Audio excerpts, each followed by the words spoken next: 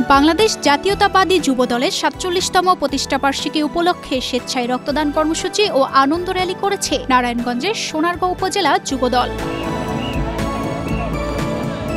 ২৮ October মঙ্গলবার quantum ফাউন্ডেশনের সহযোগিতায় রক্তদান কর্মসূচিতে প্রধান অতিথি হিসেবে উপস্থিত ছিলেন বিএনপি কেন্দ্রীয় নির্বাহী সদস্য ও সোনারগাঁও উপজেলা বিএনপির সভাপতি আজহারুল ইসলাম মান্নান। এ সময় বিশেষ অতিথি হিসেবে উপস্থিত ছিলেন উপজেলা বিএনপির সাধারণ সম্পাদক মোশাররফ হোসেন, সিনিয়র সহ সভাপতি কাজী নজরুল ইসলাম টিটু, যুগ্ম সাধারণ সম্পাদক আতাউর রহমান ও জেলা যুবদলের সিনিয়র যুগ্ম আহ্বায়ক খায়রুল ইসলাম সজীব।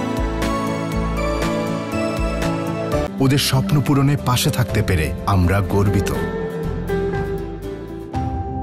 রক্তদান কর্মসূচি শেষে বিকেলে নারায়ণগঞ্জ জেলা যুবদলের সিনিয়র যুগ্ম আহ্বায়ক খায়রুল ইসলাম সজীবের নির্দেশনায় উপজেলার বিভিন্ন ইউনিয়ন থেকে বাদ্যযন্ত্র বাজিয়ে যুবদলের হাজার হাজার নেতাকর্মীরা মিছিলে মিছিলে আনন্দ র্যালিতে যোগদান করেন। আনন্দ র্যালিটি মুরগাপাড়া চৌরাস্তা এলাকার আফিয়া পেট্রোল পাম্প থেকে ঢাকা চট্টগ্রাম মহাসড়ক প্রদক্ষিণ করে আল মদিনা সুপার মার্কেটের সামনে গিয়ে শেষ হয়। তানজিদা রহমান ইনায়া, বাংলাদেশ প্রতিদিন।